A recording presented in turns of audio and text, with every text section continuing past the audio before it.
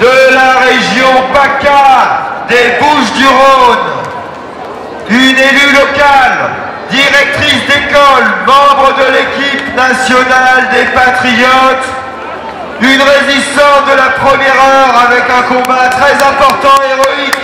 Après 2 mandats de conseiller régional en PACA, je vous prie de faire un tonnerre d'applaudissements à Valérie Lopi. Ouais.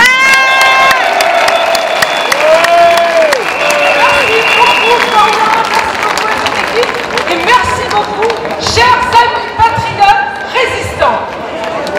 Aujourd'hui, je veux m'adresser surtout aux parents d'enfants scolarisés.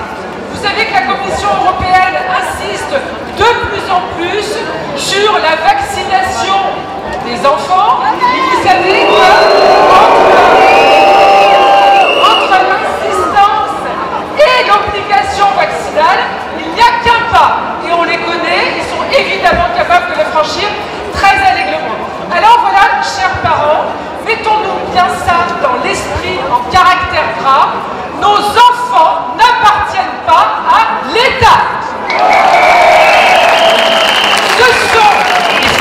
Ce sont les parents qui savent ce qui est bon pour les enfants. D'autre part, on peut me rétorquer, oui, mais à l'école, il y a des règles et nous devons apprendre à nos enfants à respecter les professeurs. Certes, mais l'école est un service public, un service pour que nos enfants soient instruits. Et en aucun cas, l'école est un lieu de captivité des élèves. Un lieu de captivité où, évidemment, il est facile pour l'État de soumettre à nos enfants toutes sortes d'injonctions totalement délirantes. Non, c'est non.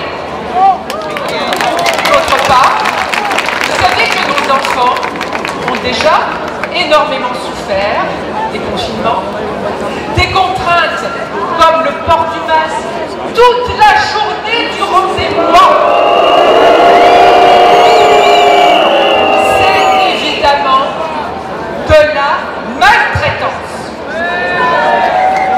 Et j'en preuve, la baisse du niveau scolaire n'est pas à prendre à la légère. Quant aux enseignants, ce n'est plus à une hiérarchie professionnelle qu'ils devaient se référer, mais à la cellule Covid qui dépend totalement de l'ARS.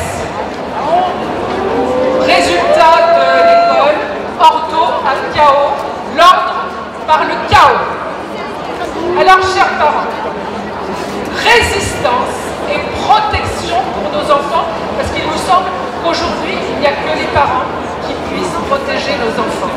Restons unis, surtout, et résistants pour les protéger, et puis pour leur apprendre aussi à eux la résistance saine pour le bien commun.